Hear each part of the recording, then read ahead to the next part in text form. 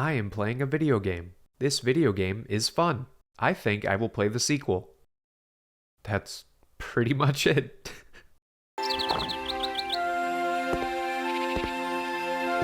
Pac-Man! Pac-Man!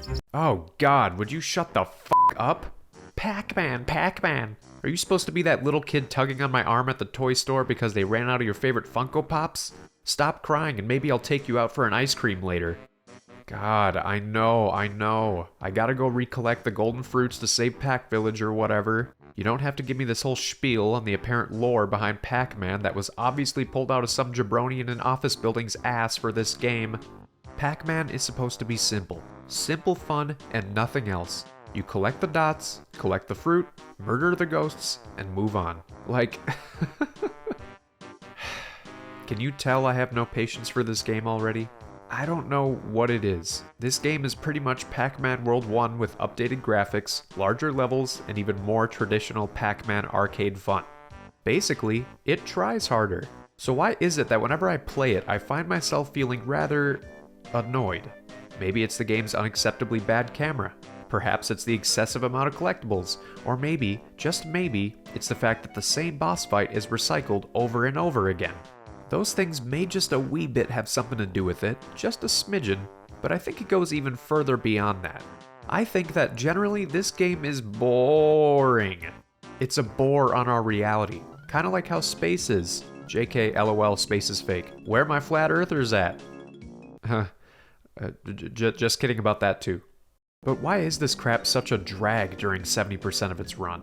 Pac-Man World 1 is basically the same game but slightly more ancient, yet I still had fun with that. You've got the same set of moves, same general concept of linear 3D platforming, same mediocre level of innovation and general desire to push the boundaries of 3D platforming beyond what it already was up to their respective points. That is to say, there was none. So what did Pac-Man World 2 do differently to drop the ball here? Look, I am not a game reviewer, so I'm just gonna default to saying that this game is not a vibe. And there's no deeper meaning to it all, no otherworldly lesson to be learned here like usual that could redeem it for me. This game is just white bread to me, and not the good kind you use to make yummy toast with. The kind you roll up into a ball and chuck at your wall to see if it sticks. Now that being said, we've still got an adventure to finish. One thing I can respect about Pac-Man is he always keeps a smile on his face no matter what's going on around him. Nothing shakes this dude, not one single thing, and we gotta be the same way. We gotta put on a smile, make like the blood type of about 9% of the United States population, and be positive. One thing I can appreciate about Pac-Man World 2 is its grandiose presentation. It feels like this time around Pac-Man is really setting out on a big, grand adventure akin to something straight out of the Never-Ending Story. Whereas World 1 felt like a dude, where's my car situation, with the Pac literally just trying to get his stuff back. And by stuff, I mean his family.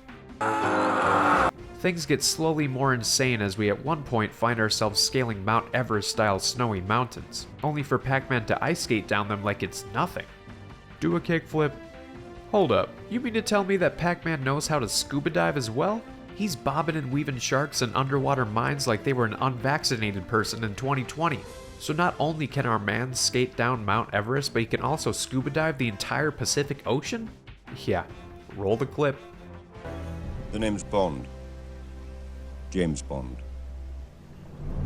Yeah, so before we move on here, I just wanted to talk about this last level here that I think really highlights the biggest problems I have with Pac-Man World 2. Basically, it's this giant maze thing that you need to navigate through in order to get to the evil tree guy in the center of the map. And here's the thing. You've got all these winding, branching paths that you gotta walk through. You gotta find the right combination of them to get to the end, right? Well, I mean, just take one look at the screen here. Like, these paths are so long, and, like, Pac-Man himself doesn't move very fast to begin with. He moves quite slow in this game, if I'm being honest, and there's just nothing going on here. You're just walking along at a pretty slow pace here, and that's it. There's a few skull enemy guys who try to slow you down, and the tree guy tries to put you through a few enemy challenges, but there's just nothing here.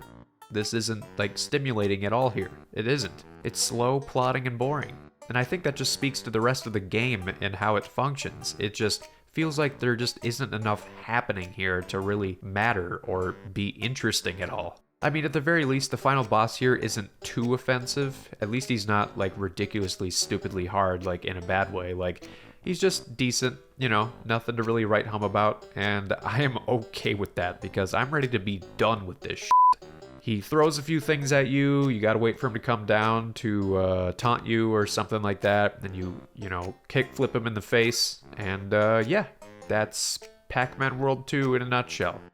I've got nothing else to say on the matter here. It's just, this game is just so boring.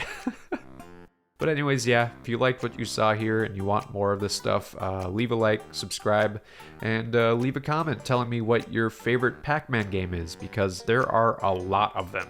Thanks for watching, I'll see you guys later.